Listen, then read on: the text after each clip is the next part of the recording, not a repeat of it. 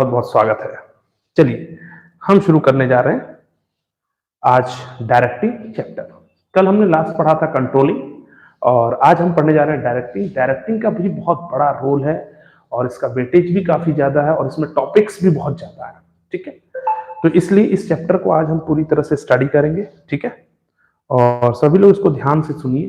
देखिए, अगर आपने ध्यान से हेडफोन लगा लीजिए अपने कानों में, ठीक है, बुक खोल लीजिए और आप बस सुनते जाइए। आप डायरेक्टिंग से रिलेटेड सारी केस स्टडी, डायरेक्टिंग से रिलेटेड कौन कौन से क्वेश्चन पुट अप हो सकते हैं, वो सब हम डिस्कस करने वाले हैं और वो आप बहुत इजीली सॉल्व कर पाएंगे बिजनेस स्टडीज के एग्जाम में, जो कि 25 तारीख को।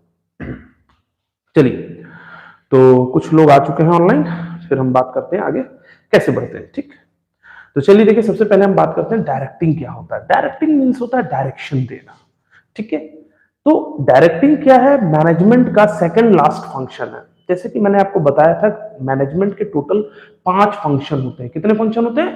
5 function. Planning, organising, staffing, directing and controlling. ठीक, तो यानी जो हमारा डायरेक्टिंग है ये सेकंड, ठीक, यानी लास्ट से ये सेकंड नंबर पे आता है। ठीक, तो इस फंक्शन में क्या है? डायरेक्टिंग का मतलब होता है एम्प्लॉइज को गाइड करना, मोटिवेट करना, इंस्पायर करना, इंकरेज करना कि वो अपना 100% एफर्ट दे सके।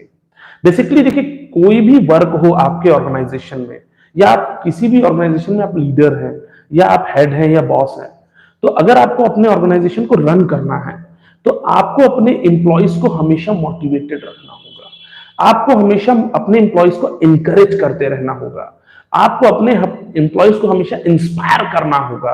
आपको अपने एम्प्लॉइज को हमेशा इंकरेज करना है, मोटिवेट करना है, इंस्पायर करना है, डायरेक्ट करना है। ठीक है, और उनको गाइड करना है। तो कहने का मतलब है, अगर हमें एम्प्लॉइज से काम कराना है तो उसे गाइड करते रहना होगा, उसे मोटिवेट करते रहना होगा, उसे इंस्पायर करते रहना होगा, उसे इंकरेज करते रहना होगा। जब तक हम एम्प्लॉय को हमेशा इंकरेज नहीं करते रहेंगे, देखिए होता क्या, एम्प्लॉय एक वर्कर है। वर्कर क्या है, कुछ टाइम तक एनर्जी से काम करता है, लेकिन कुछ टाइम बाद जब तक उसको आप मोटिवेट नहीं करते, उसको आप इंकरेज नहीं करते, उसको आप बैकअप नहीं देते, ठीक है, यानी आप उसको पुशबैक नहीं करते, तब करता है उसका काम स्लो होने लगता है, वो साइलेंट मोड में जाना शुरू कर देता है। इसलिए हमेशा अपने एम्प्लॉयज को पुशबैक करते रहना है। क्या करते रहना है? पुशबैक। पुशबैक कैसे करेंगे हम? उसको हम बढ़ाते रहेंगे नीचे, उसको आगे धक्का देना है एक तरह से, नहीं तुम कर सकते हो, यू कैन डू इट, तुम और अच्छा परफॉर्मेंस दे सकते हो, यू आर द बेस्ट। तो इस तरह से हम उसको मोटिवेट करेंगे या उसको गाइड करेंगे कि नहीं ये काम ऐसे होगा, ये काम इसको और अच्छे से करना है, इसको कैसे करना है। ठीक है, उसको इंस्पायर करके कि नहीं देखो ये काम ये कर सकता है तो तुम भी कर सकते हो, तो इंस्पायर भी करते रहना है, भी देना है। तो ये क्या कहलाता है? डायरेक्टिंग। तो डायरेक्टिंग बेसिकली बहुत ही इंपॉर्टेंट है मैनेजमेंट का, क्योंकि किसी से काम कराने के लिए आपको क्या करना पड़ेगा? गाइड करना होगा, उसको बताना पड़ेगा कि नहीं तुम अच्छा कर सकते हो, तुम और बेहतर कर सकते हो, तुम अपने एफर्ट को इंक्रीज कर सकते हो। देखिए होता क्या है, जैसे हनुमान जी को बहुत सारी शक्तियां प्राप्त थी, लेकिन हनुमान जी क्या करते थे? भूल गए थे अपनी शक्तियों को, उसको यूज नहीं कर पा रहे थे। तो उसको यूज करने के लिए क्या किया? जामवंत जी ने उन्हें बताया कि नहीं तुम्हारे पास वो पावर है कि तुम इस समुद्र को भी पार कर सकते हो। ऐसे ही हम अपने एम्प्लॉय को बताते हैं, उसको गाइड करते हैं, उसको मोटिवेट करते हैं कि नहीं तुम और बेहतर कर सकते हो, ये जो तुम कर रहे हो तुम इससे भी बेहतर कर सकते हो, इससे भी अच्छा कर सकते हो। ये क्या कहलाता है? डायरेक्टिंग कहलाता है। तो आपको मेरी बात समझ में आ गई होगी कि डायरेक्टिंग का मीनिंग क्या है। चलिए, तो अब देखिए, डायरेक्टिंग अगर आपको समझ में आ चुका है तो अब हम आगे बढ़ते हैं डायरेक्टिंग के नेक्स्ट पार्ट पे। ठीक है, तो देखिए डायरेक्टिंग के बाद हमारा नेक्स्ट पार्ट क्या होता है? देखिए, डायरेक्टिंग हमेशा स्टाफिंग के बाद करते हैं। किसके बाद? पहले हमने स्टाफ अपॉइंट कर लिया, स्टाफ अपॉइंट करने के बाद हम उसको गाइड कर रहे हैं, मोटिवेट कर रहे हैं, इंकरेज कर रहे हैं, उसको इन्फ्लुएंस कर रहे हैं कि वो अपना बेहतर एफर्ट दे सके, अपना 100% एफर्ट दे सके कि वर्क को इजीली कंप्लीट करे, इफेक्टिव बना सके, एफिशिएंट बना सके। आगे बात समझ? ठीक है, तो ये बात थी हमारी डायरेक्टिंग से रिलेटेड। ठीक है, चलिए अब आगे हम आते हैं नेक्स्ट फीचर्स ऑफ डायरेक्टिंग पे आते हैं। किस पे आते हैं? फीचर्स यानी कैरेक्टरिस्टिक। तो डायरेक्टिंग के कैरेक्टरिस्टिक क्या है? ठीक, सबसे पहली चीज, जैसे कि मैंने आपको पहले बताया था, लगभग कैरेक्टरिस्टिक सभी फंक्शंस ऑफ मैनेजमेंट के सेम है, बस थोड़े बहुत ऐसे पॉइंट्स हैं जो डिफरेंट है। जैसे इसमें सबसे पहला पॉइंट आता है directing initiates action. Directing initiates action कहने का मतलब है हम इंप्लॉइज को एक्शन मोड में लाने के लिए डायरेक्टिंग करते हैं। डायरेक्टिंग क्यों की जा रही है? हम किसी को गाइड क्यों कर रहे हैं? हम किसी को इन्फ्लुएंस क्यों कर रहे हैं? हम किसी को क्यों बता रहे हैं कि तुम और अच्छा कर सकते हो? क्योंकि हम चाहते हैं कि वो एक्शन मोड में आए और वो अपना बेस्ट एफर्ट दे सके। तो कहने का मतलब है डायरेक्टिंग नीड्स रिक्वायर्ड एक्शन, ठीक है, इनिशिएट्स एक्शन। यानी आप अगर आप डायरेक्टिंग कर रहे हैं, आप एक अच्छे लीडर हैं, आप एक मोटिवेटर, तो आपको खुद को मोटिवेटेड होगा, मींस मोटिवेटेड होना चाहिए, मतलब आप खुद उस काम को कर पाए, तभी तो आप अपने वर्कर्स को काम बता पाएंगे, तभी तो आप उन्हें सिखा पाएंगे। तो यहाँ पे डायरेक्टिंग इनिशिएट्स एक्शन कहने का मतलब है डायरेक्टिंग क्या करता है? इंप्लॉइज को इन्फ्लुएंस करता है, इंकरेज करता है कि वो एक्शन में आए और अपना बेस्ट एफर्ट दे सके। आगे बात सुनो। फिर इसके बाद हम आता है नेक्स्ट आता है कंटिन्यूइंग फंक्शन। जैसे कॉन्टिन्यूअस प्रोसेस, डायरेक्टिंग कैसा प्रोसेस है? कॉन्टिन्यूअस प्रोसेस है। ये हमारा सभी की फीचर्स में, प्लानिंग में भी है, ऑर्गेनाइजिंग में भी है, डायरेक्टिंग में भी है, कंट्रोलिंग, सब में है। कॉन्टिन्यूअस फंक्शन जो है, कॉन्टिन्यूअस प्रोसेस जो सभी का फीचर्स है, तो ये कॉमन फीचर है। तो कॉन्टिन्यूअस प्रोसेस क्यों है? क्योंकि जैसे हमने आज किसी इंप्लॉय को बताया कि तुम्हें ये काम करना है, हमने आज मोटिवेट किया। जैसे कई बार होता है आपके टीचर आपको एक मोटिवेशनल स्टोरी सुनाते हैं, किसी एक अच्छे आईएएस, किसी एक अच्छे सीए या किसी एक अच्छे फाइनेंसर की आपको स्टोरी सुनाई जाती है कि वो इतना था, कुछ नहीं करता था, उसने धीरे धीरे मेहनत की और वो आज बहुत बड़ा आदमी बन गया, उसने बहुत ज्यादा अचीवमेंट कर ली, तो हार्ड वर्क से उसने उस चीज को अचीव किया। तो ये कैसे कि आपको मोटिवेशनल स्टोरी सुना के आपको इन्फ्लुएंस किया जाता है कि आप अच्छा परफॉर्मेंस दे सके, अपने मार्क्स के लिए आप लड़ सके, आप और मेहनत कर सके। तो इसी तरह से ये कॉन्टिन्यूअस प्रोसेस है, क्योंकि अगर आज आपको मोटिवेट किया जाता है तो आपको लगता है कि हाँ सर ने सही बोला, आज तो पढ़ना चाहिए और मैं 100% मार्क्स ला के दिखाऊंगा, और आप पढ़ने की कोशिश करते हैं, आप बैठ जाते हैं, आप कंटिन्यू 4-5 दिन तो खूब मेहनत से पढ़ते हैं और फिर धीरे धीरे आपका वो मोटिवेशन डाउन होना शुरू हो जाता है। फिर आप बोलते हैं अरे ठीक है यार, कुछ दिन बाद रिलैक्स मोड में फिर आप आना शुरू हो जाते हैं। तो होता क्या है कि ये कंटिन्यूअस प्रोसेस इसीलिए, क्योंकि एम्प्लॉय को अगर हम लगातार उसके साथ गाइडेंस नहीं करते रहेंगे, उसको हम लगातार बताते नहीं रहेंगे कि क्या करना है और क्या कर सकता है, वो उसको मोटिवेट नहीं करते रहेंगे, तो वो क्या है, धीरे धीरे वो वापस से अपने डल मोड में आ जाएगा। तो एम्प्लॉय को हमेशा एक्शन मोड में रखने के लिए क्या करना चाहिए? हमें उसे लगातार मोटिवेशन देते रहना है, उसको लगातार इन्फ्लुएंस करते रहना है, उसको लगातार गाइड करते रहता है। हम एक दिन के गाइडेंस से कभी भी टारगेट को अचीव नहीं कर सकते।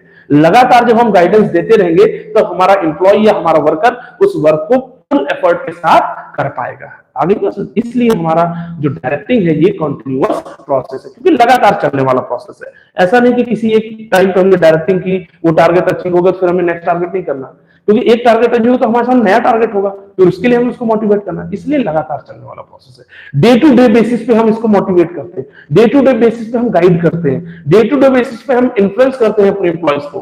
तो इसलिए क्या है, कॉन्टिन्यूअस प्रोसेस है। आज नेक्स्ट इसके बाद है it takes it is a universal, it is a pervasive function. Pervasive हम क्यों कहते हैं? Directing is also pervasive. Why we says directing as a pervasive function? Pervasive क्यों है? Pervasive means universal, means everywhere, कोई भी चीज जो हर जगह अप्लाई हो। तो डायरेक्टिंग हर जगह अप्लाई हो रहा है, चाहे वो टॉप लेवल मैनेजमेंट हो, चाहे वो लोअर लेवल मैनेजमेंट हो, चाहे वो मिडिल लेवल मैनेजमेंट हो, चाहे वो छोटा ऑर्गेनाइजेशन हो, चाहे वो बड़ा ऑर्गेनाइजेशन हो, कैसा भी ऑर्गेनाइजेशन हो, कैसा भी लेवल ऑफ मैनेजमेंट हो, टॉप हो, मिडिल हो, लोअर हो, हर लेवल ऑफ मैनेजमेंट पे हम डायरेक्टिंग को अप्लाई करते हैं। जो टॉप वाला है वो अपने लोअर वाले मिडिल मैनेजमेंट को क्या करता है, मोटिवेट करता रहता है, गाइड कर, और मिडिल वाला क्या करता है, लोअर वाले को गाइड करता रहता है। लोअर वाला किसको गाइड करता है? वर्कर्स को गाइड करता है, वर्कर्स को सुपरवाइज करता है, वर्कर्स को देखता रहता है, उनको गाइड करता रहता है, मोटिवेट करता रहता है कि अपने वर्क को टाइमली कंप्लीट कर सके, ठीक है, वर्क को इफेक्टिव और एफिशिएंट बनाया जा सके। आगे बात सुने, इसीलिए management directing is a pervasive function. ये परवेसिव है, परवेसिव मींस यूनिवर्सल, जो हर जगह एप्लीकेबल हो। कोई चीज जो हर जगह एप्लीकेबल है उसे हम परवेसिव कहते हैं, यानी यूनिवर्सल कहते हैं। ये सभी के फीचर्स में है, चाहे प्लानिंग हो, ऑर्गेनाइजिंग हो, डायरेक्टिंग हो, कंट्रोलिंग हो, हर जगह हम क्या करते हैं, परवेसिव फंक्शन। जितने भी हमारे मैनेजमेंट के फंक्शन है, all are pervasive, all are universal, क्योंकि वो हर जगह अप्लाई होंगे। ठीक, फिर नेक्स्ट आपका directing flow from top to bottom. जो डायरेक्टिंग है वो हमेशा टॉप से बॉटम की तरफ होती है। देखिए, आप अपने पापा को नहीं गाइड करेंगे, आप मोटिवेट करेंगे। आपका बॉस जो है या जो सुपीरियर है वो अपने सबऑर्डिनेट को मोटिवेट करता है, ठीक है। इसीलिए ये क्या होता है, हमेशा टॉप टू बॉटम फ्लो करता है। क्योंकि देखो, जो अल्टीमेटली जो बॉस होगा या जो आपके, मान लीजिए आपके स्कूल में जो चेयरमैन है या जो मैनेजर है, उनको क्या है, इंस्ट्रक्शन होता है कि हाँ रिजल्ट अच्छा चाहिए, तो अपने प्रिंसिपल को मोटिवेट करते हैं, नहीं और अच्छा काम करो, हमें और अच्छा बेहतर चाहिए, और आप अच्छा इसको इंप्रूव कर सकते हो। प्रिंसिपल किसको मोटिवेट करेंगे? अपने वाइस प्रिंसिपल को, अपने स्टाफ को। स्टाफ किसको मोटिवेट करेंगे? बच्चों को मोटिवेट करेंगे कि तुम और अच्छा रिजल्ट ला सकते हो, तुम और अच्छा परफॉर्मेंस कर सकते हो। आगे बात समझ में? तो ये क्या है, आपका मोटिवेशन हर जगह हो रहा है, डायरेक्टिंग हर जगह हो रही है, और क्या है, ये हमेशा टॉप से बॉटम, मतलब ऊपर से नीचे की तरफ फ्लो होता है। क्लियर है यहाँ पे? तो ये था हमारा डायरेक्टिंग का फीचर। फिर है नेक्स्ट है परफॉर्मेंस ओरिएंटेड, यानी गोल ओरिएंटेड। कहने का मतलब है जो डायरेक्टिंग की जा रही है, हम वर्कर्स को जो गाइड कर रहे हैं, इंप्लॉयज को जो गाइड कर रहे हैं या इन्फ्लुएंस कर रहे हैं या मोटिवेट कर रहे हैं या उनको कम्युनिकेशन स्किल उनकी इंप्रूव कर रहे हैं, तो किस लिए कर रहे हैं? कि हम अपने गोल को अचीव कर सके, हम ऑर्गेनाइजेशनल गोल को इफेक्टिव और एफिशिएंट मैनर में अचीव कर सके। आगे बात समझ, यानी गोल को इजीली अचीव किया जा सके, इसलिए भी हम डायरेक्टिंग करते हैं, ठीक है। फिर है human element. Directing is a human element. Human element क्यों? क्योंकि डायरेक्टिंग बिना ह्यूमन बीइंग के नहीं होगा। आप एम्प्लॉय को तो मोटिवेट कर सकते हैं, आप अपनी मशीन को तो मोटिवेट नहीं कर सकते, आप रॉ मटेरियल को तो इंकरेज नहीं कर सकते, आप किसी भी थिंग को मोटिवेट, इन्फ्लुएंस, गाइड नहीं कर सकते। आप किसे कर सकते हैं? वर्कर्स को। वर्कर्स क्या है? ह्यूमन है। तो ह्यूमन एलिमेंट यहां इन्वॉल्व हो। यहां हम लव, इमोशन, अट्रैक्शन और सोशल इंगेजमेंट के साथ हम क्या करते हैं? वर्कर्स को इन्फ्लुएंस करते हैं। तो इसलिए ये क्या है? एक ह्यूमन एलिमेंट है। हम लोगों के दर्द को, एम्प्लॉयज के दर्द को, उनकी तकलीफों को पहचानते हैं, उनको सुनते हैं, उसको हम ध्यान में रखते हुए एम्प्लॉयज को इनकरेज करते हैं। अगली बात समझ में? इसलिए ये ह्यूमन एलिमेंट कहलाता है। तो आपके फीचर्स कौन कौन से हो गए डायरेक्टिंग के? पहला है आपका इट इनिशिएट्स एक्शन, दूसरा कंटिन्यूअस प्रोसेस, तीसरा परवेजिव फंक्शन, चौथा फ्लो फ्रॉम टॉप बॉटम, और पांचवा परफॉर्मेंस ओरिएंटेड यानी गोल ओरिएंटेड, और लास्ट है ह्यूमन एलिमेंट। तो ये थे हमारे कुछ 6 फीचर्स ऑफ डायरेक्टिंग। तो डायरेक्टिंग के हमारे कितने फीचर हो गए? 6 फीचर्स हो गए। अब हम लोग importance of directing function. Directing function के इंपॉर्टेंस क्या है, ठीक है। तो डायरेक्टिंग करने से हमारे बिजनेस को या हमारे ऑर्गेनाइजेशन को क्या इफेक्ट होता है, क्या बेनिफिट मिलता है, यही इंपॉर्टेंस उसका। तो देखिए, सबसे पहले टू इनिशिएट एक्शन। अगर हम डायरेक्टिंग कर रहे हैं तो यानी हम यहाँ पे इनिशिएट कर रहे हैं किसी भी काम को करने के लिए। देखिए, जब भी हम किसी भी पर्सन को डायरेक्ट करें, किसी भी पर्सन को गाइड करें, इन्फ्लुएंस करें, तो पहले हमें खुद भी वो काम करना आना चाहिए। हम और एम्प्लॉय को जब हम डायरेक्ट करते हैं तो वो क्या है, ऑटोमेटिकली उस काम को एक्शन में कर लाता है, यानी वो खुद उस काम को करना शुरू करता है, सेल्फ उस काम के लिए वो आगे बढ़ता है। आगे ही बात समझ में? क्लियर? तो एम्प्लॉय कब आगे आएगा? जब वो मोटिवेटेड होगा, जब वो गाइड होगा, जब उसको इन्फ्लुएंस किया जाएगा, तब वो खुद उस काम को करने के लिए आगे आएगा। तो इनिशिएट एक्शन यानी एम्प्लॉय खुद उस काम को करने के लिए आगे आते हैं, ठीक। फिर है next to integrate employees effort. Employees effort को क्या करता है? इंटीग्रेट करता है।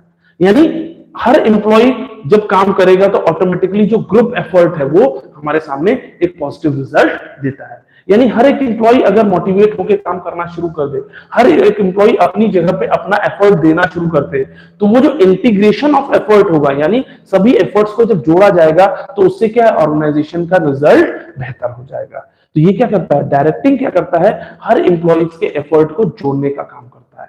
आगे बात समझ में? सुपीरियर, जो हमारा सुपीरियर है या जो बॉस है और जो वर्कर है, उनके एफर्ट को क्या है? इंटीग्रेट करता है। आगे बात समझ में? ठीक। फिर ये है हमारा मीन्स ऑफ मोटिवेशन। भाई डायरेक्टिंग में क्या है? हमारे मीन्स ऑफ मोटिवेशन है। हम एम्प्लॉय को मोटिवेट करने के लिए हम उनको कैश मनी, कैश प्राइस भी देते हैं, हम उनको अदर फैसिलिटीज देते हैं, मॉनेटरी इंसेंटिव देते हैं, नॉन मॉनेटरी इंसेंटिव देते हैं, ठीक है। तो इससे क्या है? एम्प्लॉय हमारा मोटिवेटेड हो जाता है। तो कहने का मतलब है हमारे पास कई मीन्स ऑफ मोटिवेशन, कई अलग अलग तरीकों से हम एम्प्लॉय को मोटिवेट कर सकते हैं, ठीक है। फिर क्या है नेक्स्ट हमारे पास? Balance in the organisation. Means organisation को बैलेंस रखना।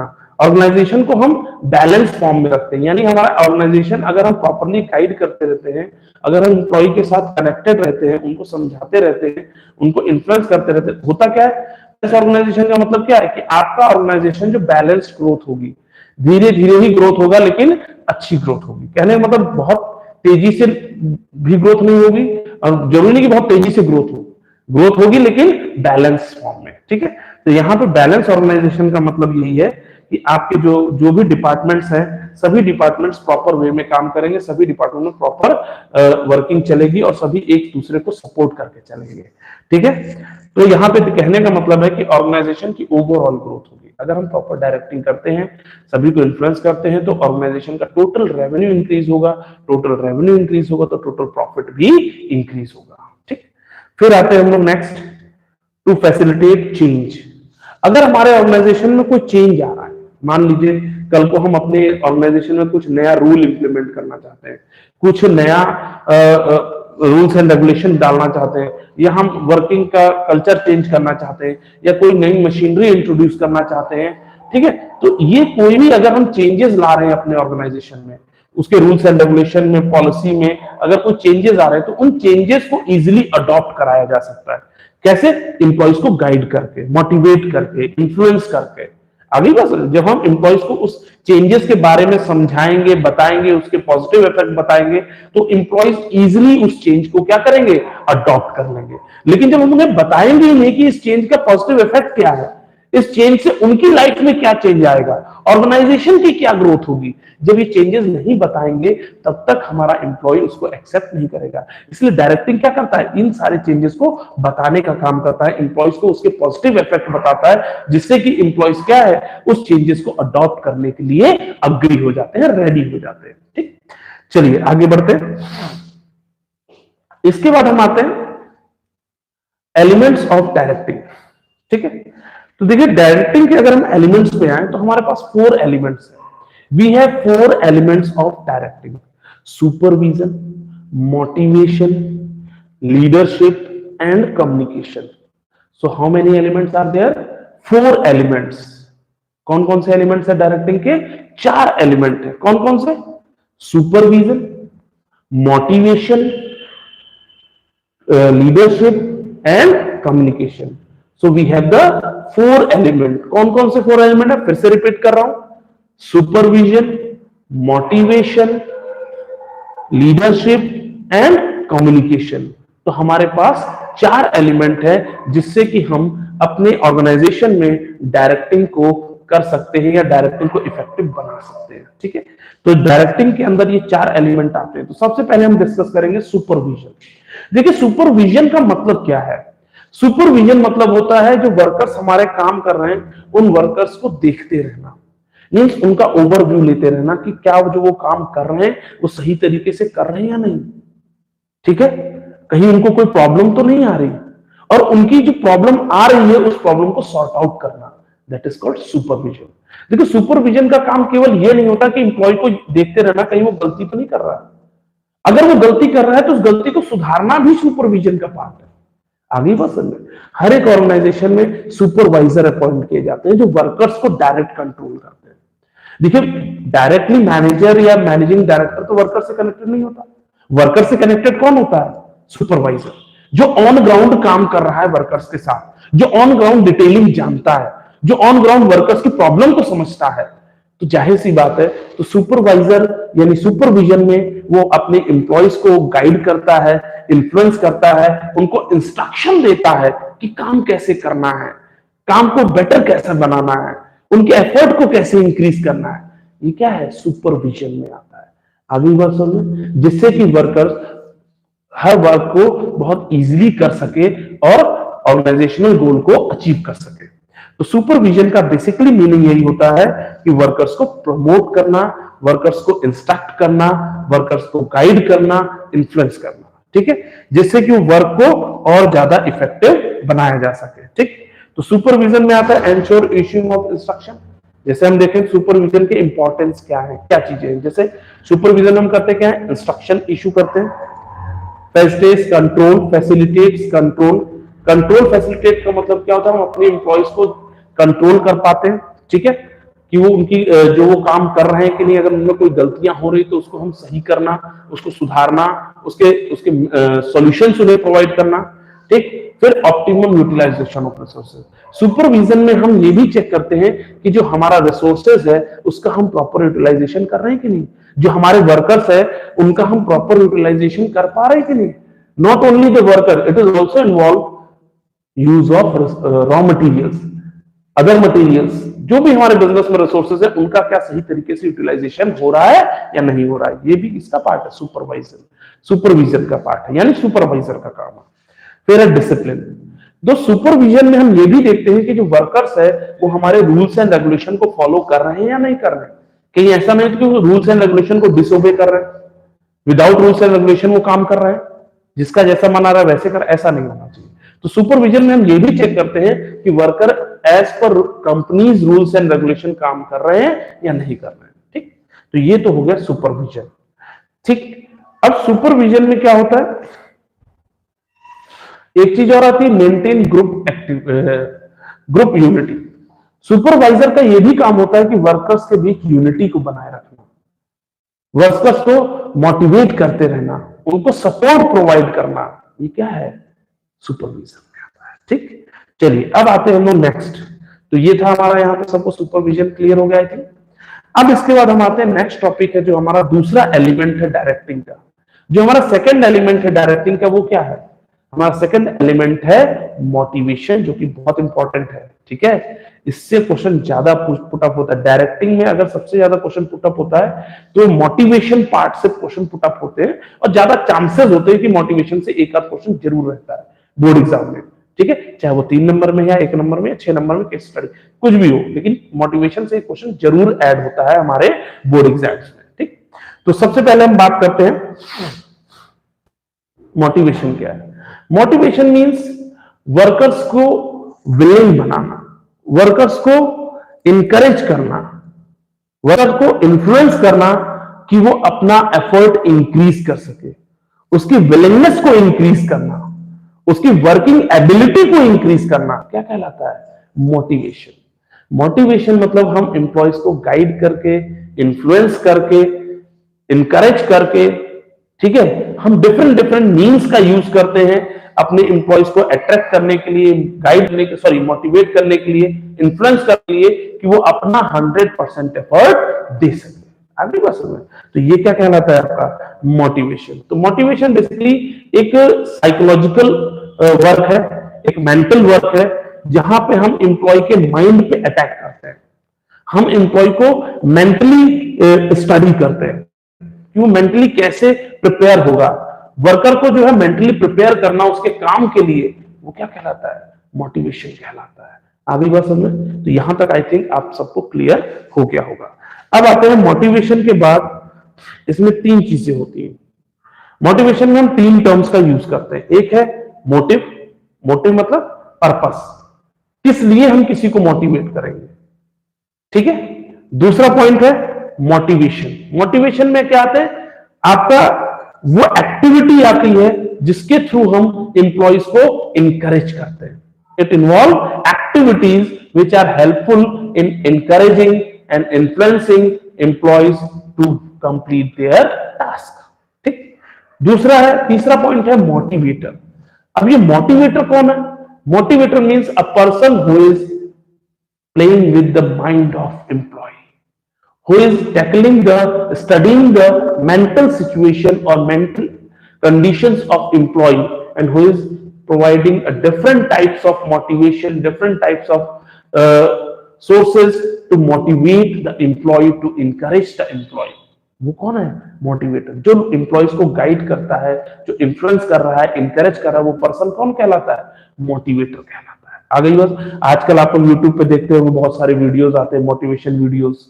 ठीक है, बहुत सारे लोग हैं जो इस तरह के वीडियोस बनाते हैं, ठीक, और वो गाइड करते हैं, इन्फ्लुएंस करते हैं, मोटिवेट करते हैं लोगों को कि वो अपना एफर्ट दे सके, वो अपने टारगेट से भटके नहीं।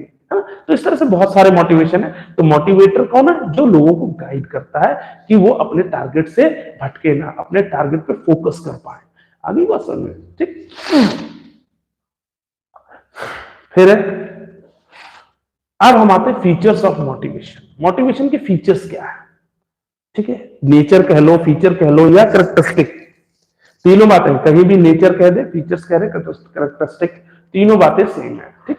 तो चलिए इसमें देखिए क्या कहता है आपसे। इसमें आपसे सबसे पहले कहता है it is a psychological phenomena. Motivation क्या है, एक साइकोलॉजिकल फिनोमिना है।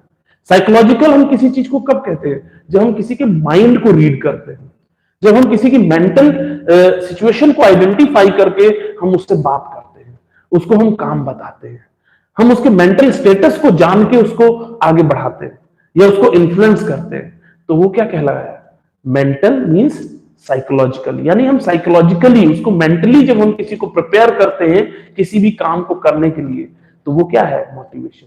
तो इसलिए मोटिवेशन क्या है, एक साइकोलॉजिकल फिनोमेना है। यहां पे हम किसी की मेंटल स्टेटस को ध्यान में रखते हुए उसको मोटिवेट करते हैं, ठीक। फिर है नेक्स्ट हमारा, मोटिवेशन प्रोड्यूस गोल ओरिएंटेड या गोल डायरेक्टेड डिसीजन। कहने का मतलब है कि जो मोटिवेशन है, ये जो भी हम यहाँ पे डिसीजन लेते हैं मोटिवेशन के टाइम, हम कोई भी मीन्स ऑफ मोटिवेशन यूज करते हैं या कोई भी मेथड यूज करते हैं एम्प्लॉय को इंकरेज करने का, वो हमेशा ऑर्गेनाइजेशन के गोल को डायरेक्ट करता है, यानी ऑर्गेनाइजेशन के गोल के को अचीव करने के लिए ये होता है। आगे बस समझ क्लियर। तो यहाँ पे कहने का मतलब है डायरेक्ट, कहने मतलब कि जो हमारा एम्प्लॉय है, जो वर्कर है, उसके बिहेवियर के अकॉर्डिंग ही हम उसको यहाँ पे गाइड या इन्फ्लुएंस करते हैं, ठीक।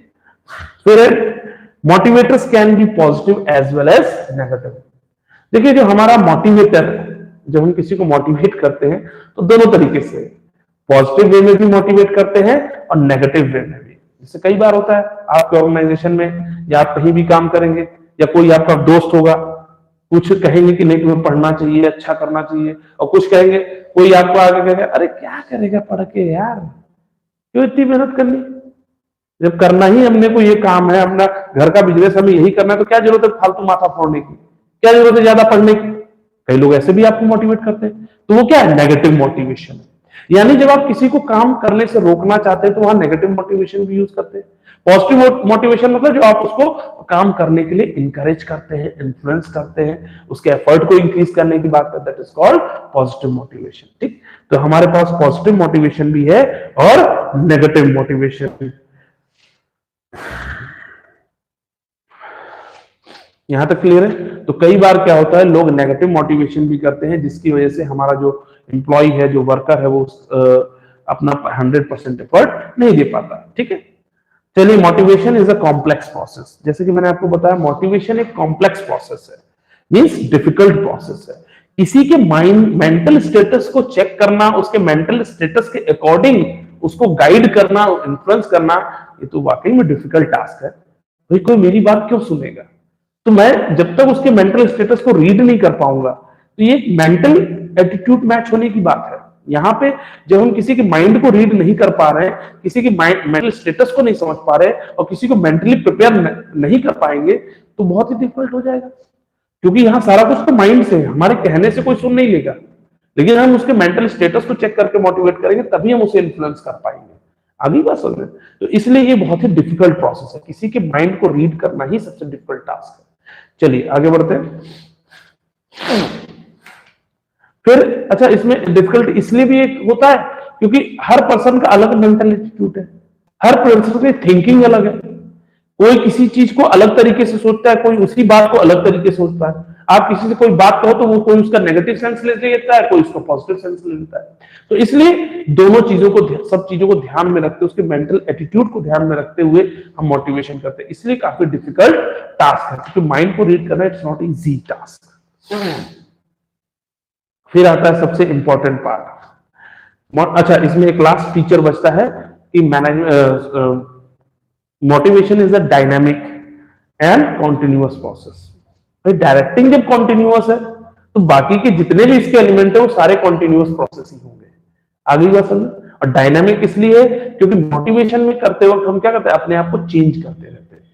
हम ऐसा नहीं कि एक ही फॉर्मेट में मोटिवेशन करेंगे, हम time to time motivation level change कर देते हैं, मोटिवेशन के टूल्स चेंज कर देते हैं, मोटिवेशन के जो आइटम्स है या जो हमारे टारगेट्स है उसको चेंज कर देते हैं। तो हर बार इसमें चेंज आता रहता है, इसलिए डायनामिक है।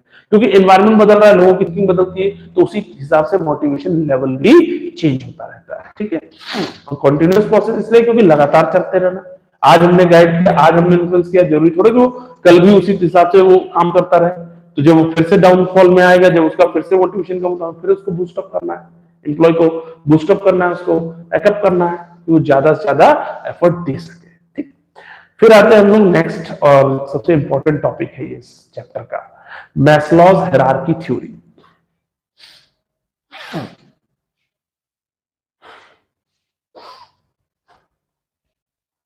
चलिए, इसके बाद हमारा नेक्स्ट टॉपिक क्या है, मैस्लोज हायरार्की थ्योरी। जो हमारी मैस्लोज हायरार्की थ्योरी वो क्या कहती है, तो इसको समझिएगा। मैस्लोज हायरार्की थ्योरी जो है वो बताती है कि एक वर्कर को, एक पर्सन को मोटिवेट करने के लिए कितने स्टेप्स डिफाइन किए गए हैं। तो जो मैस्लोज साहब हैं उन्होंने स्टेप्स डिफाइन किए हैं, एक प्रोसेस डिफाइन किया है जिसके थ्रू हम किसी भी पर्सन या किसी भी एम्प्लॉय या किसी भी वर्कर को मोटिवेट कर सकते हैं। तो मोटिवेट करने का जो हमारा ये प्रोसेस है, ये हायरार्की थ्योरी है कि पहले हमें किस नीड को फुलफिल करना चाहिए, फिर उसके बाद किस नीड को फुलफिल करना चाहिए, उसके बाद हमें क्या फुलफिल करना चाहिए। तो धीरे धीरे करके मोटिवेशन, ऐसा नहीं कि डायरेक्टली हम सीधा किसी करेंगे तो मंत्री बन जा, प्रधानमंत्री बन जाएगा, ये प्रेसिडेंट। तो प्रेसिडेंट बनने से पहले कुछ छोटे लेवल पे भी तो ले जाना पड़ेगा उसे।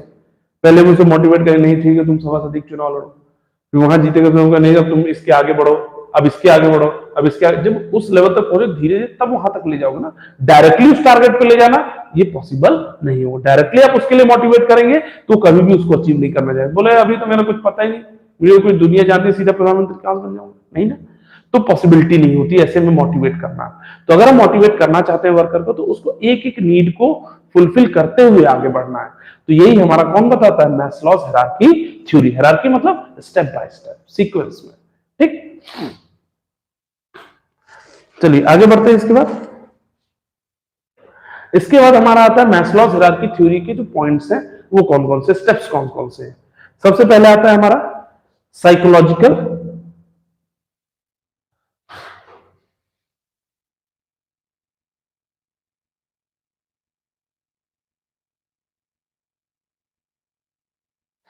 क्या हो गया, चलिए आगे बढ़ते हैं हम लोग। साइकोलॉजिकल बैरियर सबसे पहला है, सॉरी साइकोलॉजिकल नहीं, फिजियोलॉजिकल बैरियर, सॉरी बैरियर नहीं, मींस नीड। तो मैस्लोज हायरार्की थ्योरी में जो सबसे पहला पॉइंट है वो फिजियोलॉजिकल नीड है, जिसे हम कहते हैं बेसिक नीड। क्या कहते हैं, बेसिक नीड। यानी एक एम्प्लॉय की बेसिक नीड क्या है, उसकी बेसिक रिक्वायरमेंट क्या है, पहले हमें ये आइडेंटिफाई करना है। देखा जाए सिंपल लैंग्वेज में तो बेसिक नीड का मतलब होता है कि एम्प्लॉय का रोटी कपड़ा मकान। किसी भी पर्सन को अगर रोटी कपड़ा मकान मिल रहा है तो वो उसकी क्या है, बेसिक नीड है। तो यानी सबसे पहले तो हमें उसकी बेसिक नीड को आइडेंटिफाई करना है। सबसे ग्राउंड लेवल पे उसे क्या चीज नहीं है उसके पास, किस चीज को लिए हम उसको अट्रैक्ट कर सकते हैं। ठीक है, तो सबसे पहला क्या है, हम उसको बेसिक रिक्वायरमेंट्स, जो उसकी बेसिक नीड है, रोटी कपड़ा मकान, उसके लिए पहले हम उन चीजों को फुलफिल करने के लिए पहले हम उसे मोटिवेट करेंगे। पहले हम करेंगे तुम इन चीज को अचीव करो, जो बेसिक रिक्वायरमेंट्स है उसे अचीव करो। ठीक है, तो ये क्या हो गया आपका फिजियोलॉजिकल नीड। तो ये सबसे पहला स्टेप है। दूसरा स्टेप क्या है, जब उसकी ये बेसिक रिक्वायरमेंट्स फुलफिल हो जाएंगी फिर हम उसे इंकरेज करेंगे फॉर द जॉब सिक्योरिटी। किसके लिए, जॉब सिक्योरिटी। तो इसके बाद है next point, safety and security needs. कौन सी है, सेफ्टी एंड सिक्योरिटी। यानी आपको रोटी कपड़ा मकान तो मिल गया, अब क्या चाहिए आपको, स्टेबिलिटी चाहिए, सिक्योरिटी चाहिए कि आपके पास जो है एटलीस्ट वो तो रहे, वो तो ना आपके पास चला जाए। ठीक है, यानी अगर आपको एक जॉब मिल गई है तो जॉब आपके पास मेंटेन रहे, बनी रहे, ऐसा ना कल को छूट जाए। तो कहने का मतलब इसी तरह से जो आपकी बेसिक रिक्वायरमेंट्स है वो फुलफिल हो गई है, जो वो आपके पास सस्टेन करे, वो मेंटेन रहे आपके पास। तो that is called safety and security needs. ठीक है, सेफ्टी एंड सिक्योरिटी नीड्स के बाद आता है आपका सोशल नीड्स, जिसे हम बिलोंगिंग नीड्स भी बोलते हैं। सोशल नीड्स को हम क्या बोलते हैं, बिलोंगिंग नीड्स भी बोलते हैं। ठीक है, यह सोशल नीड्स एफिलिएशन भी कहते हैं। तो यहां पे सोशल नीड्स या बिलोंगिंग नीड्स का मतलब क्या है कि भाई आपको जब जॉब मिल गई, पहली बेसिक रिक्वायरमेंट थी जॉब, दूसरी रिक्वायरमेंट को जॉब, आप परमानेंट हो गए आप उसमें, अब आपको निकाल नहीं सकता कोई। तो तीसरा पॉइंट क्या होगा, सोशल नीड। अब आपको क्या चाहिए, सोसाइटी में लव, अफेक्शन, इमोशन। यानी आपके साथ कोई दोस्त हो, कोई पहचान हो, लोग आपसे बात करें, आपका लव हो, इमोशंस हो, है ना। नहीं, सोसाइटी में एक आपको पहचान चाहिए, है ना। तो ये सारी चीजें क्या है, सोशल नीड्स में आती है, बिलोंगिंग नीड्स में आता है। तो अब आपको क्या है, लोगों में एक पहचान मिल गई, सोसाइटी में आपको पहचान मिल गई, ठीक है, आपके काम की वजह से, ठीक। तो ये क्या है, आपका टीम वर्क को भी डेवलप करता है, ठीक। फिर नेक्स्ट है आपका एस्टीम नीड्स। एस्टीम नीड्स क्या होता है? एस्टीम नीड्स होता है कि एम्प्लॉय को रिस्पेक्ट चाहिए, रिकॉग्निशन चाहिए। तो सोशल नीड में क्या, हमें लव चाहिए, इमोशन चाहिए, दोस्त चाहिए बैठने के लिए, बात करने के लिए, साथ में खाने के लिए। लेकिन एस्टीम नीड में क्या है, उसको रिस्पेक्ट चाहिए, उसको रिकॉग्निशन चाहिए कि लोग उसे जाने, उसको रिस्पेक्ट दे, इज्जत दे, उसकी वैल्यू समझी जाए। That is called esteem needs, ठीक है। तो जब सब कुछ होता है हमारे पास, तो हम ये सोचते हैं कि हमारी मार्केट में इज्जत होनी चाहिए, वैल्यू होनी चाहिए, लोग हमें रिकॉग्नाइज करें, ठीक है। तो वो क्या है, आपके एस्टीम नीड्स। तो जब आपको सब कुछ मिल जाता है, तो फिर ये आदमी जरूर सोचता है कि उसे लोग जाने, ठीक। फिर लास्ट जो हमारा स्टेप है, वो है सेल्फ एक्चुअलाइजेशन नीड्स। क्या है? Self actualisation needs. अब ये सेल्फ एक्चुअलाइजेशन नीड्स क्या है? सेल्फ एक्चुअलाइजेशन नीड्स का मतलब ये है कि आपका जो फाइनल एम है, लाइफ का जो सबसे एम टारगेट था कि लाइफ में मुझे यहां पहुंचना है, बस इसके बाद कुछ नहीं करना है, that is called self actualisation need. Mean ऐसा टारगेट जो आपने सेट किया है कि अब आपको लगता है कि इसको अचीव करने के बाद अब मुझे कुछ नहीं चाहिए, I am going to relax. तो वो पॉइंट क्या है आपका? Self actualisation need. आ गई बात समझ?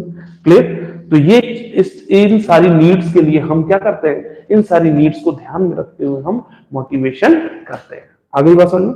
क्लियर? तो ये हो गया हमारा कौन सा, मैस्लोज हायरार्की थ्योरी। फिर आते हैं नेक्स्ट हमारा, अच्छा इसके एजम्पशंस क्या है, कई बार आपसे पूछ लेता है, what are the assumptions of Maslow's need hierarchy theory. तो पहली चीज क्या है, ये it is a human behavioural, ठीक है। जितने भी हमारे लोग जो इन्वॉल्व होते हैं, जो लोग इसमें इन्वॉल्व होते हैं, उनके बिहेवियर के ऊपर डिपेंड करता है कि उनको कैसा मोटिवेशन दिया जाएगा, कहां से शुरू किया जाएगा। तो it is depend on the human behaviour, ठीक है।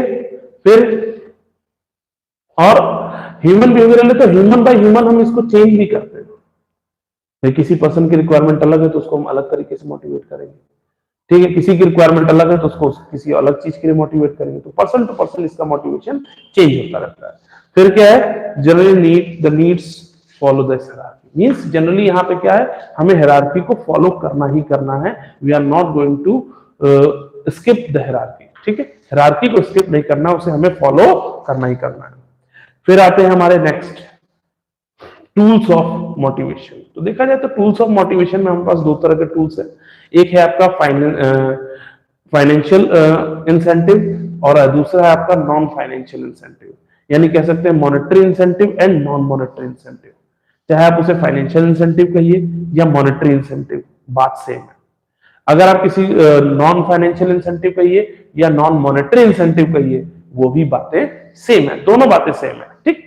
तो अब बात करते हैं हम लोग सबसे पहले, ये मॉनेटरी इंसेंटिव क्या है। मॉनेटरी इंसेंटिव मतलब कि वर्कर को हम प्रमोट करने के लिए, मोटिवेट करने के लिए हम क्या कर रहे हैं, हम उसको पैसे की लालच दे रहे हैं। पैसे की भूख तो बहुत बड़ी है, हर किसी को पैसे की लालच है, कोई ये नहीं कह सकता मुझे पैसा नहीं चाहिए। तो कहने का मतलब हम यहाँ पे मनी टर्म्स में जब हम कोई फैसिलिटी या कोई ऑफर देते हैं किसी काम को कराने के लिए, that is called monetary incentive. जैसे एम्प्लॉय को घर देना, अलाउंस देना, ट्रेवलिंग के लिए व्हीकल प्रोवाइड करना, रहने के लिए घर प्रोवाइड करना, ये क्या है, सब हमारे फाइनेंशियल इंसेंटिव है, यानी मॉनेटरी इंसेंटिव।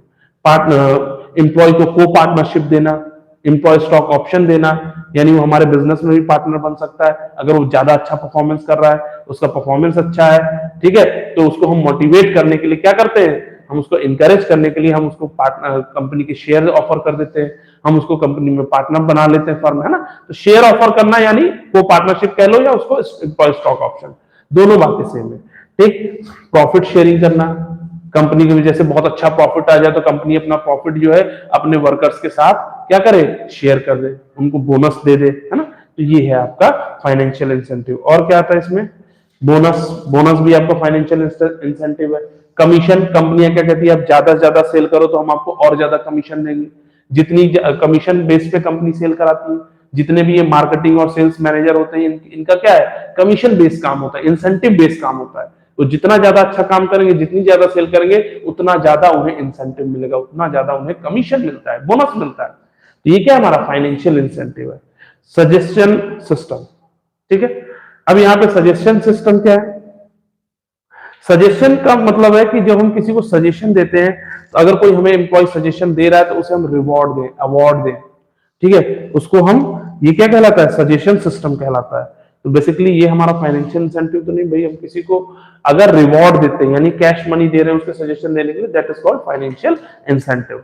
फिर है आपका productivity linked with wage incentive, यानी productivity with linked wage incentive कहने का मतलब है कि जो एम्प्लॉय ज्यादा प्रोडक्शन करेगा उसे ज्यादा वेज देना, जो कम प्रोडक्शन करेगा उसे कम वेज देना।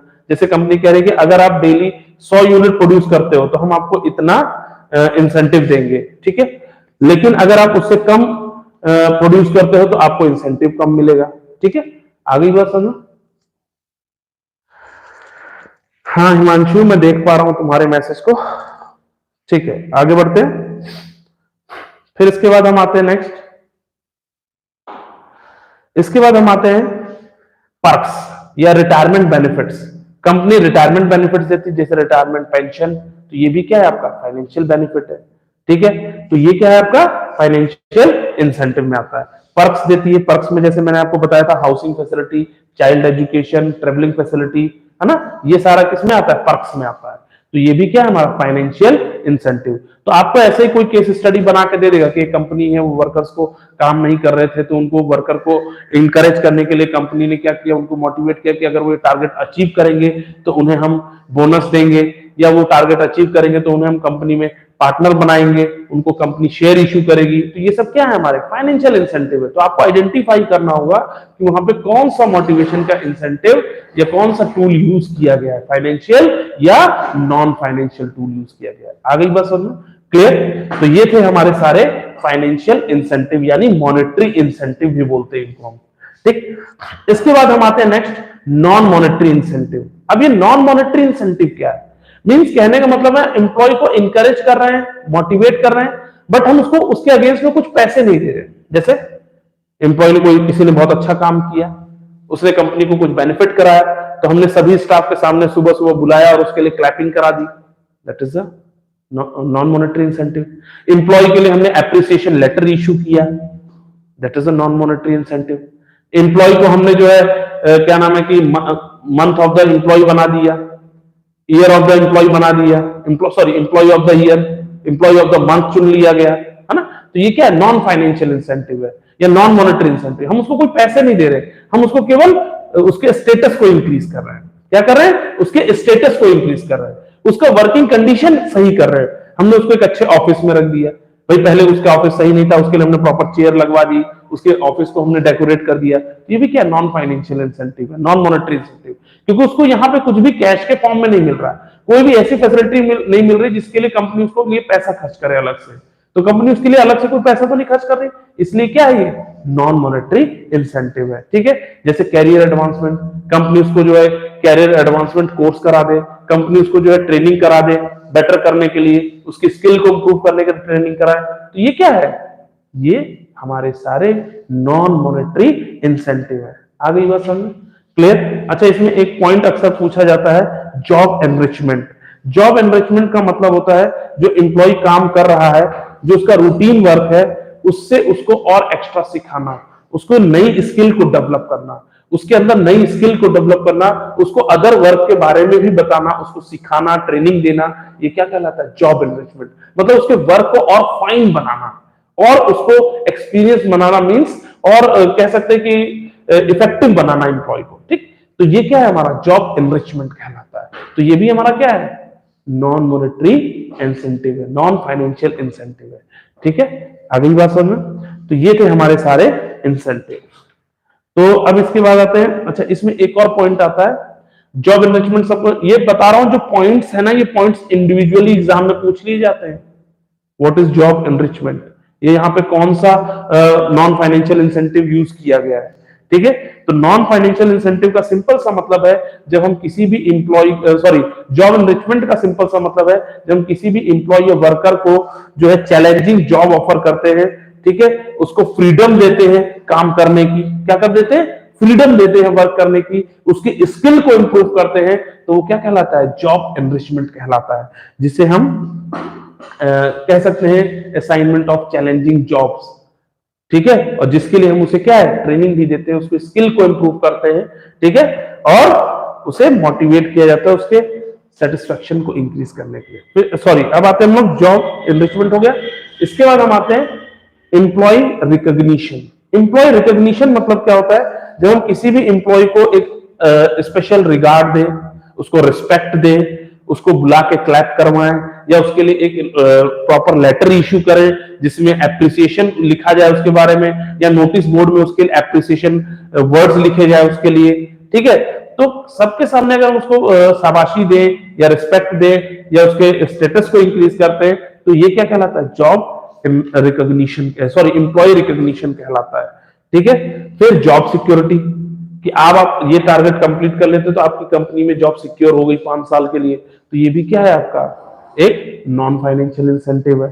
फिर है एम्प्लॉय पार्टिसिपेशन, एम्प्लॉय के सजेशंस को लेना, वो जो सजेशन दे रहे हैं वो सजेशंस को लेना, उनके सजेशन को एक्सेप्ट करना, उनको डिसीजन मेकिंग में इन्वॉल्व करना, ये भी क्या है, आपका नॉन फाइनेंशियल इंसेंटिव है, ठीक है। और ऑटोनॉमी देना, फ्रीडम देना एम्प्लॉय को, कि वो किसी भी काम को फ्री माइंड से या without any hesitation, without any restriction वो उस काम को कर सके, उसको फ्रीडम लेना देना डिसीजन लेने की, तो ये भी क्या है, आपका नॉन फाइनेंशियल इंसेंटिव या नॉन मॉनेटरी इंसेंटिव है।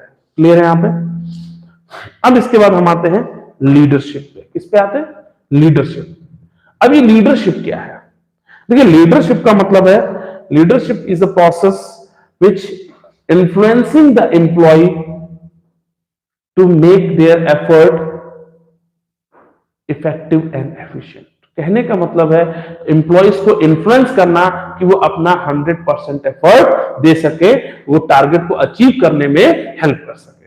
ये क्या कहलाता है, लीडर। बेसिकली लीडर का मतलब यहां होता है जो एम्प्लॉयज है, जो वर्कर्स है, उनको इन्फ्लुएंस करना, उनको इंस्पायर करना, ठीक है, उनको इंकरेज करना, दैट इज कॉल्ड लीडर।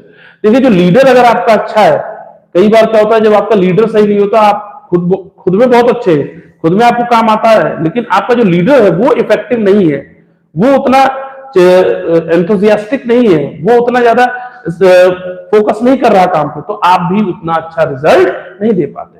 इसलिए लीडर का सही होना जरूरी होता है। तो चलिए, तो ये तो बात थी लीडर की, जो कि लीडरशिप सबको समझ में आ गई होगी। अब देखिए लीडरशिप के बाद हमारा क्या नेक्स्ट टॉपिक है, फीचर्स ऑफ लीडरशिप। लीडरशिप के फीचर्स क्या है, तो जनरली बहुत कम रेयर केस में आपसे पूछा जाता है। पढ़ना तो सब कुछ चाहिए, लेकिन लीडरशिप के फीचर्स जो है रेयर पूछे जाते हैं, ऐसा नहीं कि पूछा नहीं जा सकता। जैसे क्या है, it indicates ability of an individual to influence others. भाई जो लीडरशिप की जो एबिलिटी है, लीडर क्या है, उसकी एबिलिटी जो है इन्फ्लुएंस कर सकती है। अगर वो कोई भी पर्सन एबल है, उसकी एबिलिटी है इन्फ्लुएंस करने की अदर एम्प्लॉयज को, वर्कर्स को, तो वो क्या एक लीडर हो सकता है, ठीक है। Tries to bring change in behaviour, ठीक है, कहने का मतलब बिहेवियर में चेंजेस लाने के लिए जो हेल्पफुल है, जो बिहेवियर में चेंजेस ला सकता है वर्कर्स के, एम्प्लॉयज के, वो एक अच्छा लीडर हो सकता है, ठीक है। Shows interpersonal relationship between the leader and followers, यानी जो लीडर है और जो उसके सबऑर्डिनेट्स हैं, उनके बीच एक बेटर रिलेशन होना चाहिए, एक प्रॉपर रिलेशन होना चाहिए जो एक दूसरे को समझे।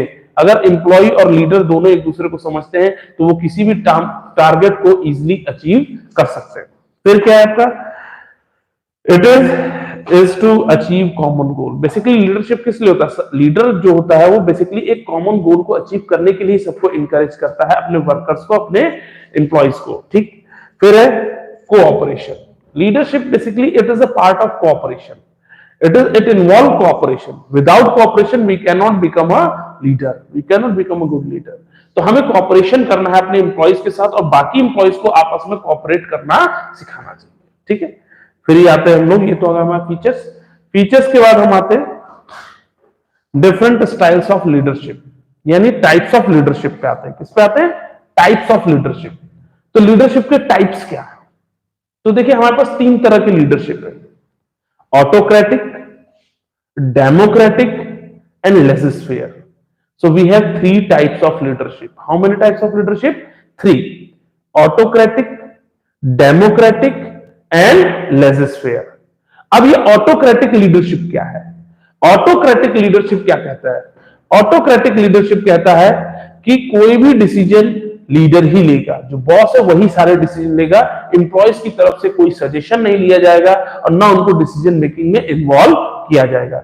यानी लीडर या बॉस ने जो डिसीजन ले लिया, everyone have to follow it only, they can't give suggestion, they can't change it, वो उसको चेंज नहीं कर सकते, उन्हें फॉलो करना उनकी मजबूरी है। That is called autocratic leadership. Autocratic leadership में क्या होता है? डिसीजन मेकिंग बहुत फास्ट होती है, ठीक है, और बट यहां पे कहीं ना कहीं जो है ऑटोक्रेटिक में डिसीजन मेकिंग तो फास्ट है, वर्क भी फास्ट होता है, बट कई बार क्या होता है, उसका डिमेरिट क्या है कि अगर हम ऑटोक्रेटिक लीडरशिप करते हैं तो कहीं ना कहीं वर्कर हमारा जो है वो खुश नहीं होता है, वो अपना 100% एफर्ट नहीं देता है, क्योंकि वो चाहता नहीं है उस हिसाब से काम करना। ठीक, तो ये था हमारा कौन सा? ऑटोक्रेटिक लीडरशिप, जिससे तानाशाही जिसे कहते हैं, है ना, मतलब मैंने जो कहा वो होना चाहिए, अब वो गलत है या सही उससे कोई मतलब नहीं है। ठीक, ये हो गया आपका ऑटोक्रेटिक लीडरशिप। अब देखिए ऑटोक्रेटिक के बाद दूसरा हमारा क्या आता है? Democratic leadership. ठीक है, डेमोक्रेटिक लीडरशिप में क्या होता है? डेमोक्रेटिक लीडरशिप में क्या होता है? सभी लोग यहां पे सजेशन देते हैं, यानी एम्प्लॉय जो लीडर है, जो वर्कर है, सारे मिलके किसी भी डिसीजन को लेते हैं। यानी कोई भी डिसीजन अकेले लीडर नहीं ले रहा, अकेले बॉस नहीं ले रहा, कोई भी डिसीजन लेने के लिए सभी मेंबर्स को, सभी वर्कर्स को इन्वॉल्व किया जाता है, सभी के सजेशन लिए जाते हैं, फिर उसमें से जो बेस्ट होता है वो डिसीजन हम लेते हैं। That is called democratic. Democratic मतलब सभी वर्कर्स का इन्वॉल्व होना, सभी के सजेशन का इन्वॉल्व होना, और फिर उस सजेशन की हेल्प से हम एक नया रिजल्ट फाइंड आउट करते हैं, तो वो क्या कहलाता है? आपका डेमोक्रेटिक लीडरशिप। ठीक, अब देखिए डेमोक्रेटिक लीडर, सॉरी डेमोक्रेटिक, हाँ ये होता है डेमोक्रेटिक लीडरशिप। डेमोक्रेट के बाद, क्रेडिट के बाद आता है आपका लेजिस्फेयर लीडरशिप। लेजिस्फेयर लीडरशिप या फ्री रेंज जिसे बोलते हैं, फ्री रेंज लीडरशिप भी कहते हैं। फ्री रेंज या लेजिस्फेयर लीडरशिप का मतलब ये होता है कि जो वर्कर्स है वो आपस में सजेशंस देते हैं, they have right to give suggestion, but the ultimate decision, the final decision is taken by only a boss. कोई जरूरी नहीं कि वो आपके लिए गए सजेशंस में से डिसीजन ले, ठीक है, वो सारे आपसे सजेशन लिए गए, लेकिन अगर उनमें से कोई सजेशन सही नहीं लगता है और बॉस को लगता है कि उससे बेहतर कुछ हो सकता है, तो वो उस डिसीजन को ले सकता है। ठीक है, अब आते हैं इसके बाद लेजिस्फेयर की। जैसे हम बात करें तो एडवांटेजेस क्या क्या है? जैसे इसका पॉजिटिव इफेक्ट यही है, the job satisfaction and moral of subordinate. भाई जो एम्प्लॉय है वो सजेशन दे रहे हैं ना, तो उनको जॉब सेटिस्फेक्शन मिलेगा, उनका मोरल हाई होता है। ठीक, दूसरा है maximum scope of for development of subordinate. जो हमारे सबऑर्डिनेट्स है, क्योंकि वो खुद भी डिसीजन ले रहे हैं, वो खुद भी सजेशन दे रहे हैं, तो उनका भी डेवलपमेंट होता है सबऑर्डिनेट्स का। फिर है utilisation of potential and capacity of. यहां पे हम एम्प्लॉय के पोटेंशियल और कैपेसिटी को चेक कर सकते हैं, आइडेंटिफाई कर सकते हैं कि कौन एम्प्लॉय कितना ज्यादा बेटर परफॉर्मेंस दे सकता है, कौन फ्यूचर मैनेजर बन सकता है, क्योंकि डिसीजन ले उसके हमें दिख रहा है कि वो कौन एम्प्लॉय कैसा सजेशन दे रहा है, वो किस तरह के डिसीजन लेने में हेल्प कर रहा है। ठीक है, तो उससे हमें उनका पोटेंशियल दिख जाता है। ठीक है, फिर आते हैं, ये तो हो गए हमारे सारे लीडरशिप के टाइप्स। तो 3 तरह के लीडरशिप थे, कौन कौन से? Autocratic, democratic and laissez faire. Laissez faire को हम फ्री रेंज लीडरशिप भी बोलते हैं। चलिए अब आते हैं हम लोग कम्युनिकेशन पे। किस पे आते हैं? कम्युनिकेशन पे। देखिए कम्युनिकेशन मीन्स है एक्सचेंज ऑफ आइडिया, थॉट्स। जब कोई 2 या 2 से ज्यादा लोग किसी भी आइडिया को एक्सचेंज करते हैं, या किसी भी थॉट को एक्सचेंज करते हैं, या किसी को एक्सप्रेस करते हैं, तो वो क्या कहलाता है? कम्युनिकेशन। आगे बात समझे? तो कम्युनिकेशन का मतलब है exchange of thoughts and idea. Thoughts या आइडियाज को एक्सचेंज करना लोगों से, या अपने एम्प्लॉय से, या सबऑर्डिनेट से, वो क्या कहलाता है? कम्युनिकेशन कहलाता है। ठीक, अब बात आती है कि कम्युनिकेशन में क्या है। ठीक है, अच्छा देखिए, जब हम कम्युनिकेशन करते हैं तो कम्युनिकेशन हमारा लैंग्वेज में भी, वर्ड्स में भी हो सकता है, सिंबॉलिक वे में भी हो सकता है, ठीक है, डायग्राम फॉर्म में भी हो सकता है, जेस्चर फॉर्म में भी हो सकता है कम्युनिकेशन। कोई जरूरी थोड़ी कि हर बार हम लिख के ही कम्युनिकेशन करें, हर बार हम वर्बल कम्युनिकेशन करें। हम साइन का भी यूज कर सकते हैं, हम डायग्राम का यूज कर सकते हैं अपनी बात को कम्युनिकेट करने के लिए। ठीक, अब आते हैं नेक्स्ट, इसके बाद कम्युनिकेशन प्रोसेस पे। ठीक है, तो कम्युनिकेशन प्रोसेस की अगर हम बात करें तो क्या है, देखिए जो कम्युनिकेशन प्रोसेस है इसमें कुछ चीजें हैं, वो ध्यान से सुनिएगा। सबसे पहले तो एक पर्सन है जो मैसेज को सेंड करना चाहता है, उसे क्या कहते हैं, सेंडर। फिर दूसरा है कि वो सेंडर क्या करेगा, मैसेज टाइप करेगा। सेंडर जब मैसेज टाइप करेगा तो उस मैसेज को एनकोड किया जाएगा। क्या किया जाएगा, एनकोड, मींस उसको कोडिंग लैंग्वेज में कन्वर्ट किया जाएगा। फिर उस मैसेज को सेंड किया जाएगा with the help of media. Media के थ्रू हम उस मैसेज को सेंड करेंगे। अब वो मैसेज जहां भी जा रहा है तो उस मैसेज को क्या किया जाएगा, डिकोड किया जाएगा। क्या किया जाएगा, डिकोड। डिकोड मतलब उसको इस फॉर्म में कन्वर्ट किया जाएगा जिससे कि हम उसे समझ सके कि वो कहना क्या चाह रहा है। देन वो रिसीवर के पास पहुंचता है। किसके पास, रिसीवर के पास। और फिर रिसीवर उस पर क्या करता है, फीडबैक देता है कि जो भी आपने मैसेज दिया, जो मैसेज ट्रांसफर किया, वो उसे समझ में आया या नहीं आया, उसका रिस्पॉन्स वो हमें देता है। तो ये पूरा फ्लो चार्ट है किसका, कम्युनिकेशन प्रोसेस का। ठीक, अब देखिए कम्युनिकेशन प्रोसेस की जब हम बात कर चुके हैं तो अब हम बात करेंगे forms of organisational communication. Communication में हमारे पास कितने तरह के, ऑर्गेनाइजेशन में कितने तरह के कम्युनिकेशन होते हैं, किस किस तरीके से हम कम्युनिकेट कर सकते हैं एक ऑर्गेनाइजेशन में। तो ऑर्गेनाइजेशन के अंदर बेसिकली दो ही तरह के कम्युनिकेशन, एक है फॉर्मल कम्युनिकेशन, एक है इनफॉर्मल कम्युनिकेशन। फॉर्मल कम्युनिकेशन क्या होता है, जब हम कंपनी के रूल्स एंड रेगुलेशन को फॉलो करते हुए हम कोई भी इंफॉर्मेशन पास करते हैं या कोई भी मैसेज पास करते हैं तो that is called formal communication. Informal communication क्या है, इनफॉर्मल कम्युनिकेशन मतलब कि हम अपनी सोसाइटी, अपने इफेक्शन, अपने रिलेशन के बेस पे हम किसी भी इंफॉर्मेशन को जब पास करते हैं विदाउट एनी हायरार्की, बिना किसी हायरार्की को फॉलो किए अगर हम किसी भी इंफॉर्मेशन को पास करते हैं तो वो क्या कहलाता है हमारा, वो इनफॉर्मल कम्युनिकेशन कहलाता है। ठीक है, अब आते हैं हम लोग, जो फॉर्मल कम्युनिकेशन है वो क्या है, मैं बता ही चुका हूं, इनफॉर्मल मैं आपको बता चुका हूं। अब हम आते हैं, इसमें भी देखिए जो हमारा फॉर्मल कम्युनिकेशन है इसको भी हमने 4 पार्ट में डिवाइड किया। पहला है डाउनवर्ड, जो हमारा कम्युनिकेशन है वो अप से नीचे की तरफ आ रहा है, टॉप टू बॉटम जा रहा है, तो ये क्या हो गया, डाउनवर्ड कम्युनिकेशन। ठीक है, जैसे आपके बॉस ने, जैसे चेयरमैन ने प्रिंसिपल को बताया, प्रिंसिपल ने वाइस प्रिंसिपल को, वाइस प्रिंसिपल ने टीचर को, तो ये कैसा कम्युनिकेशन है, टॉप टू डाउन की तरफ आ रहा है। तो ये क्या है आपका फॉर्मल कम्युनिकेशन, एक लीगल और हायरार्की को फॉलो करते हुए जो इंफॉर्मेशन पास होती है उसे हम क्या कहते हैं, डाउनवर्ड कम्युनिकेशन कहते हैं। फिर आता है अपवर्ड कम्युनिकेशन। अपवर्ड मतलब जब कोई हमारा सबऑर्डिनेट अपने सुपीरियर को कोई इंफॉर्मेशन देता है, या वर्कर की कोई प्रॉब्लम वर्कर सुपरवाइजर को बताता है, सुपरवाइजर उस प्रॉब्लम को मिडिल लेवल मैनेजमेंट को बताता है, मिडिल लेवल मैनेजमेंट उस इंफॉर्मेशन को टॉप तक पहुंचा रहा है। तो ये इंफॉर्मेशन कहां से है, बॉटम टू टॉप आ रही है। तो ये क्या हो जाएगा, अपवर्ड कम्युनिकेशन। फिर आता है आपका next horizontal communication. Horizontal communication basically कब यूज होता है, बेसिकली इसका यूज हम करते हैं जब दो डिफरेंट लेवल ऑफ मैनेजमेंट आपस में कम्युनिकेट करते हैं। ठीक है, या दो डिफरेंट डिपार्टमेंट जो कम्युनिकेट करते हैं आपस में सेम लेवल ऑफ मैनेजमेंट पे। सेम लेवल मैनेजमेंट पे अगर दो डिफरेंट ऑर्गेनाइजेशन के सेम लेवल ऑफ मैनेजमेंट अगर आपस में कम्युनिकेट करते हैं तो उसे हम क्या कहते हैं, हॉरिजॉन्टल कम्युनिकेशन कहते हैं। ठीक है, फिर डायगोनल कम्युनिकेशन।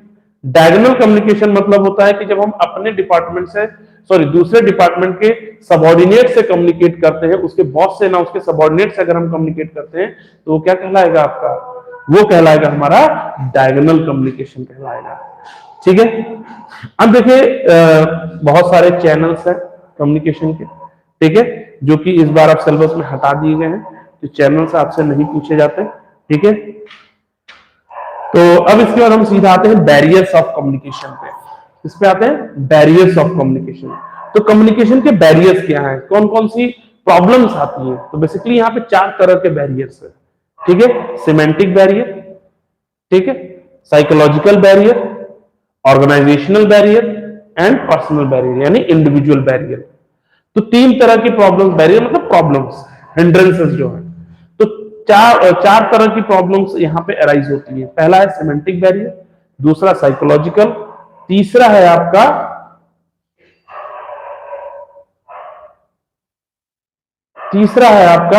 ऑर्गेनाइजेशनल बैरियर, और चौथा है आपका इंडिविजुअल बैरियर। तो 4 तरह के यहां पे बैरियर्स हैं। अब देखिए, हम सबसे पहले बात किसकी, हम बात करते हैं सिमेंटिक बैरियर की। सिमेंटिक बैरियर का मतलब क्या होता है, जब किसी भी मैसेज को एनकोड और डिकोड करने की वजह से मिसकम्युनिकेशन अगर हो रहा है तो वो क्या कहलाएगा, सिमेंटिक बैरियर। कोई भी इंफॉर्मेशन अगर एनकोडिंग और डिकोडिंग की वजह से रॉन्ग इंटरप्रिटेट हो जाए, रॉन्ग इंफॉर्मेशन पास हो जाए, तो उसे हम क्या कहेंगे, सिमेंटिक बैरियर। कहने का मतलब है कोई मैसेज हमने गलत टाइप कर दे, ठीक है, गलत मैसेज या रॉन्ग मैसेज टाइप हो जाए, या मैसेज की जो रिक्वायरमेंट है वो पूरी फुलफिल ना हो, ठीक है, अगली बात समझ में, या फिर हम वहां पे सही अलग अलग सिंबल्स का यूज करें, हम ऐसे सिंबल यूज कर ले जिसके डिफरेंट मीनिंग हो। तो एक सिंबल की अगर कई अलग अलग मीनिंग हो तो उसमें तो व्यक्ति कोई भी मीनिंग निकाल सकता है। तो हम हमेशा ऐसा सिंबल यूज करें जिसके कोई अलग मीनिंग ना हो, उसकी सेम मीनिंग हो, एक ही मीनिंग हो, जिससे कि वो इजीली समझ जाए, ठीक है। तो अगर हम कोई ऐसा टूल यूज करते हैं जिससे कि कम्युनिकेशन उसकी मीनिंग अलग अलग हो जाए, तो उससे क्या है, चांसेस है कि हमारा इंफॉर्मेशन मिस इंटरप्रिटेट हो सकता है, गलत ट्रांसलेशन हो जाने से हो जाता है। तो ये सारे क्या है, एनकोडिंग डिकोडिंग के प्रॉब्लम, ठीक है। गलत ट्रांसलेशन मतलब हमने गलत डिकोड किया मैसेज को, ठीक है। टेक्निकल जार्गन, एक पॉइंट आता है इसमें, टेक्निकल जार्गन। टेक्निकल जार्गन का मतलब है कि जो भी हमारी टेक्निकल फॉल्ट्स आ जाती है, जैसे हमने कोई मैसेज सेंड किया और वो आधा ही मैसेज गया, आधा नहीं गया। कई बार बड़ा मैसेज हो जाता है तो पूरा मैसेज एक बार में नहीं जाता, आधा जाता है। तो जब आधा गया तो आधा रह गया, तो वो क्या हो गया, आपका मिसकम्युनिकेशन हो जाएगा। तो ये टेक्निकल जार्गन की वजह से भी होता है, ठीक। फिर है बॉडी लैंग्वेज एंड जेस्चर। भाई हमारी जो बॉडी लैंग्वेज है वो भी मिस इंटरप्रिटेट करती है, ठीक है। कई बार हम हमारी बॉडी लैंग्वेज कुछ कह रही होती है, हम मुंह से कुछ कह रहे होते हैं, तो यहां पे एनकोडिंग डिकोडिंग में प्रॉब्लम आ जाती है। इसके बाद आते हैं हम लोग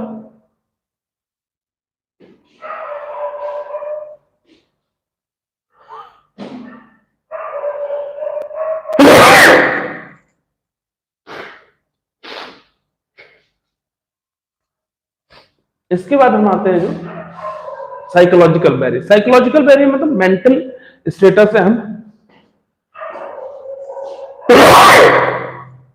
यानी हम कहीं मेंटल स्टेटस को चेंज करते हैं, यानी इंप्लॉय जो है जानबूझकर किसी इंफॉर्मेशन को सुनना नहीं चाह रहा, या इंफॉर्मेशन को प्री मैच्योर इवेल्युएट कर ले रहा है, पूरी बात सुने पहले बिना ही वो उसको समझ ले रहा है कि नहीं ऐसा होगा, तो वो क्या है आपका साइकोलॉजिकल बैरियर है, ठीक है।